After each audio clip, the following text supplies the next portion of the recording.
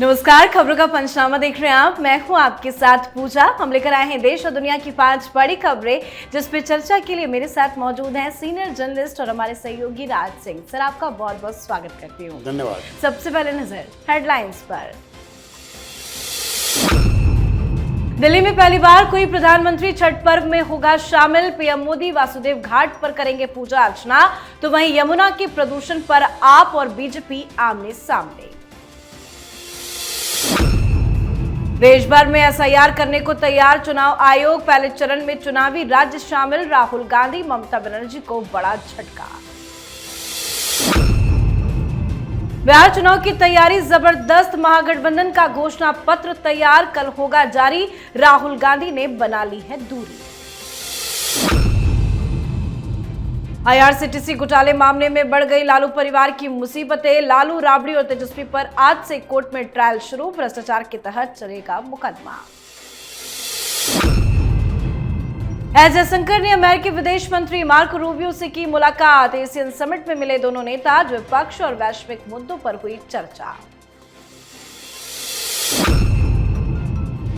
खबरों की शुरुआत में सबसे पहले बात छठ महापर्व की। पूरी दुनिया में छठ महापर्व धूमधाम से मनाया जा रहा है। दिल्ली में इस बार छठ पूजा के लिए विशेष तैयारियां की गई है। यमुना पर न सिर्फ कई घाट बनाए गए हैं, बल्कि इस बात का भी ख्याल रखा गया है कि लोगों को किसी तरह की कोई परेशानी ना हो। कहा जा रहा है कि प्रधानमंत्री नरेंद्र मोदी खुद छठ पर्व में शामिल हो सकते हैं और वो 28 अक्टूबर को दिल्ली के वासुदेव घाट पर उगते हुए सूर्य को अर्घ देंगे। हालांकि इस पर आम आदमी पार्टी हमलावर भी है। दिल्ली में छठ पूजा को लेकर आम आदमी पार्टी ने बीजेपी सरकार पर कई गंभीर आरोप लगाए हैं। पार्टी ने कहा है कि वासुदेव घाट पर फिल्टर किए हुए पानी से एक आर्टिफिशियल यमुना बनाई गई है, जहां प्रधानमंत्री पूजा में हिस्सा लेने वाले हैं। साथ ही यमुना नदी के प्रदूषण को लेकर आम आदमी पार्टी और बीजेपी के बीच में सियासी घमासान जारी है। जब से आम आदमी पार्टी की सरकार गई है, उसके बाद यह पहला महापर्व छठ है, तो लाजमी है कि घमासान तो होगा। लेकिन कैसे आम आदमी पार्टी बैकफुट पर है, क्योंकि बीजेपी की तैयारी तो जबरदस्त नजर आ रही है। बिल्कुल। सबसे पहले तो हमारे जितने दर्शक हैं उन सबों को छठ की बहुत बहुत शुभकामनाएं, बधाई। ये देखिए, छठ का जो पर्व है वो दिल्ली में बड़ा महत्वपूर्ण हो गया है, क्योंकि पूर्वांचल के बहुत सारे लोग यहाँ पे रहते हैं और ये वजह है कि आप देखती हैं राजनीति भी इसमें कूद जाती है। आमतौर पर ऐसे पर्व त्यौहार में राजनीति नहीं आना चाहिए, लेकिन दिल्ली में ये आम आदमी पार्टी हमेशा इसको पॉलिटिसाइज करने की कोशिश करती है। लेकिन महत्वपूर्ण यह है कि प्रधानमंत्री इस बार 28 तारीख को वासुदेव घाट पर जाएंगे और पहला मौका है कि कोई भी प्रधानमंत्री छठ पूजा में यहाँ शामिल हो रहे हैं। तो ये अपने आप में बहुत बड़ी घटना है। जहाँ तक आपने कहा कि पॉलिटिकल जो ये हो रहा है, एक्सचेंज जो हो रहा है, वो बड़ा दुर्भाग्यपूर्ण है। फैक्ट यही है, आप भी गई थी वहाँ पे, आपने भी कवर किया, आपने भी देखा होगा, इस बार पानी ज़्यादा साफ है, सफाई बहुत ज़्यादा है और जितने भी तमाम जो मुख्यमंत्री हैं, रेखा गुप्ता, उन्होंने भी काफ़ी टाइम स्पेंड किया वहाँ पे। प्रवेश वर्मा वहाँ पे गए हैं और काफ़ी अच्छी व्यवस्था है। तो इस बार दिल्ली के लोगों को बढ़िया छठ अच्छे तरह से मना पाएंगे। प्रधानमंत्री जा रहे हैं, ये भी बड़ी अच्छी बात है। तो हम लोग एक बार फिर से बधाई देते हैं। जो लोग भी हमारे दर्शक हैं उनको छठ की बधाई देते हैं और हम उम्मीद करते हैं कि छठ उनके लिए मंगलमय होगा। बिल्कुल। अब बात चुनाव आयोग के बड़े ऐलान की। चुनाव आयोग ने ठान लिया है कि अब पूरे देश भर में एसआईआर कराना ही है। इसकी शुरुआत 10 से 15 राज्यों में होगी। उन राज्यों में एसआईआर पहले होगी जहां अगले 1 साल में विधानसभा चुनाव होना है। असम, तमिलनाडु, पुडुचेरी, केरल और पश्चिम बंगाल में 2026 में विधानसभा चुनाव होना है। उन राज्यों में एसआईआर अभी नहीं होगा जहां स्थानीय निकायों के चुनाव होना है। इसका कारण है कि निचले स्तर पर कर्मचारी उन चुनाव में काफी ज्यादा बिजी होंगे, वो एसआईआर के लिए समय नहीं निकाल पाएंगे। एसआईआर को लेकर चुनाव आयोग की तैयारी ममता बनर्जी, राहुल गांधी से लेकर विपक्ष के तमाम बड़े नेताओं के लिए मुसीबत खड़ा करने वाला है। सर, चुनाव आयोग तो पूरी तरह से तैयार है एसआईआर को लेकर, लेकिन इतना बड़ा फैसला जो लिया गया है चुनाव आयोग की तरफ से, वो राहुल गांधी, ममता बनर्जी के लिए कितना बड़ा झटका है? बहुत बड़ा झटका है, क्योंकि ये वही लोग हैं जो ये चाहते हैं कि हमारा जो वोटर लिस्ट है, इस देश के वोटर लिस्ट में घुसपैठियों को बिना किसी रोक टोक के वोट करने की इजाज़त मिले। ये खुल के तो ये बात नहीं कहते, लेकिन एसआईआर का जो विरोध करते हैं तो उसका मतलब यही निकलता है। उसका मतलब यही है कि इनको लगता है कि जो लोग भी यहाँ पे गलत तरीके से घुस गए हैं, जिन्होंने यहाँ पे अपने कार्ड्स बनवा लिए हैं, उनको वोटिंग से ना रोका जाए। अगर उनकी ये मंशा नहीं होती तो वो एसआईआर को रोकने का प्रयास नहीं करते। लेकिन अच्छी बात यह है कि सुप्रीम कोर्ट ने बड़ा स्पष्ट कह दिया है कि इस तरह का SIR जो इलेक्शन कमीशन करा रहा है उसके लिए पूरी तरह से उसको इस बात का अधिकार है और ये राष्ट्र हित में उन्होंने कह दिया है। विपक्ष की जो चिंताएं हैं खास करके आधार कार्ड को लेकर के जो थी उस पर सुप्रीम कोर्ट ने कहा कि ठीक है, इसको भी आप एक्सेप्ट कर लीजिए, आधार कार्ड को भी as a proof of identity, not proof of citizenship. तो मुझे लगता है जो आधार कार्ड को लेकर के थोड़ी सी टसल थी वो दूर हो गई है।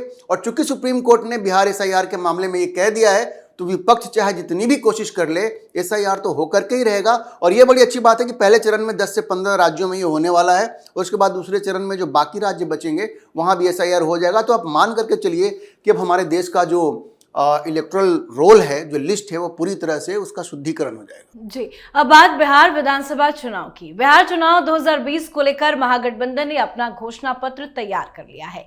पटना में कल शाम ये जारी किया जाएगा, लेकिन इस महत्वपूर्ण मौके से राहुल गांधी की गैर मौजूदगी रहने की चर्चा है। अभी तक राहुल गांधी के बिहार जाने की कोई खोज खबर नहीं है। घोषणा पत्र में सबसे ज्यादा वादा तेजस्वी यादव ने किया, जिसके तहत सरकार बनने पर पहली ही कैबिनेट बैठक में 10 लाख स्थायी सरकारी नौकरियां देने का संकल्प लिया जा सकता है। साथ ही तेजस्वी ने कटिहार में एक चुनावी रैली को संबोधित करते हुए कह दिया कि अगर हम सत्ता में आए तो वक्फ अधिनियम को कूड़ेदान में फेंक दिया जाएगा। इसके बाद से बिहार चुनाव की बयानबाजी और भी ज्यादा गर्म हो गई है। बीजेपी तेजस्वी यादव पर जबरदस्त हमलावर है। सर, तेजस्वी तो बयान देकर फंस गए हैं वक्फ को लेकर, लेकिन कल मैनिफेस्टो जारी करने की खबर है। राहुल गांधी ने क्यों दूरी बना रखी है? राहुल गांधी की मजबूरी है, वहां कांग्रेस में इस तरह की आग लगी हुई है और कृष्णा अल्लावरू को लेकर के इतना विरोध हो रहा है। वहां पे उनकी पार्टी के अंदर जो लोग हैं वही खुल करके उनका नाम ले रहे हैं और उनको बिहार से बाहर भगाने की बात कर रहे हैं। राहुल गांधी के साथ समस्या ये है कि कृष्णा अल्लावरू उनके बड़े खास हैं, उनके दाहिने हाथ हैं। अब वो उनके खिलाफ करे भी तो क्या करे। वैसे एक्शन उन्होंने लिया है, उनको इंडियन यूथ कांग्रेस के प्रभारी पद से हटाया है, लेकिन राहुल गांधी को डर ये लग रहा है कि जब वो बिहार जाएंगे तो बहुत सारे सवालों का सामना करना पड़ेगा कि भाई तेजस्वी को CM पद का कैंडिडेट डिक्लेयर किया तो इतना टाइम क्यों लिया, और आपने एक ऐसे व्यक्ति को कृष्णा अल्लावरू को वहां क्यों भेजा जिसको पहले तो कि बिहार की कोई जानकारी नहीं है, और जब वो वहां गया भी तो सारी उटपटांग हरकतें उसने की है। और अब आरोप तो ये लग रहे हैं कि पैसे लेकर के टिकट बांटे हैं।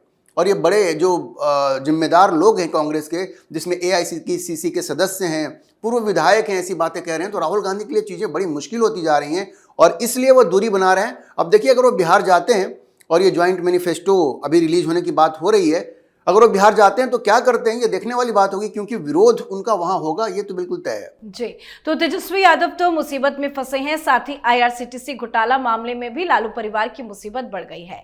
IRCTC घोटाला मामले में आज से राउज एवेन्यू कोर्ट में ट्रायल शुरू हो चुका है। इस भ्रष्टाचार के मामले में पूर्व रेल मंत्री लालू प्रसाद यादव, बिहार की पूर्व मुख्यमंत्री राबड़ी देवी और तेजस्वी यादव मुख्य आरोपी है।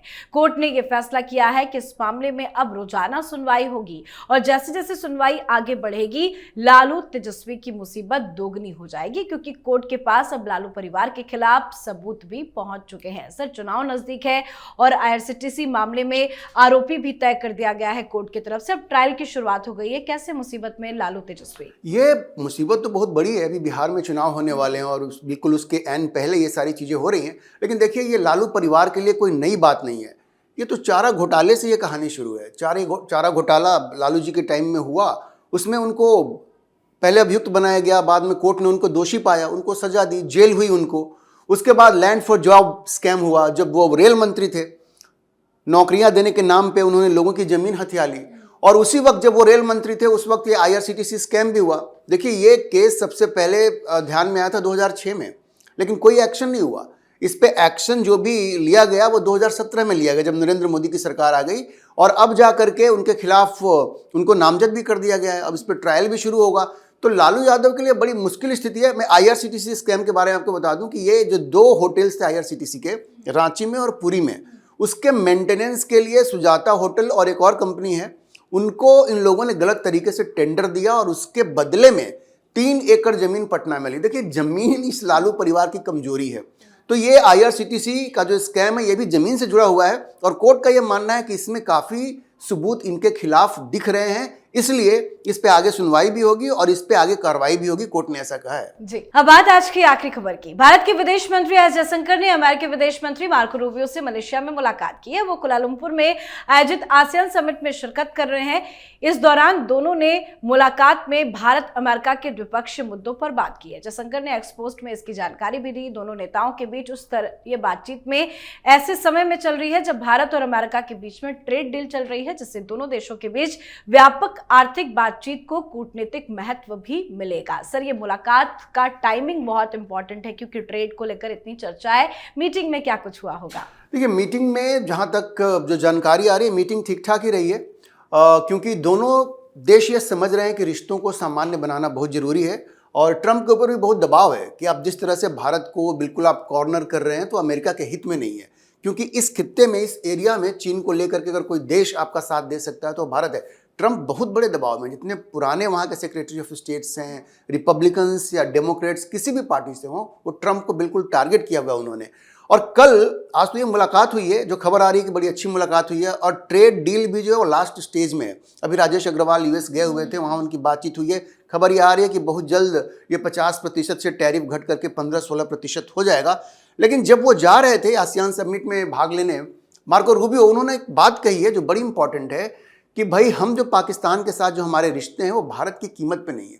उन्होंने कहा कि वो रिश्ते अलग हैं और भारत हमारे लिए एक बहुत ही महत्वपूर्ण अलाई है, हमारे हिस्टोरिकल हमारे रिलेशनशिप में भारत के साथ। तो ये दिखाया जा रहा है, वो इस आलोचना का जवाब दे रहे हैं कि भारत की कीमत पर पाकिस्तान के साथ दोस्ती नहीं है।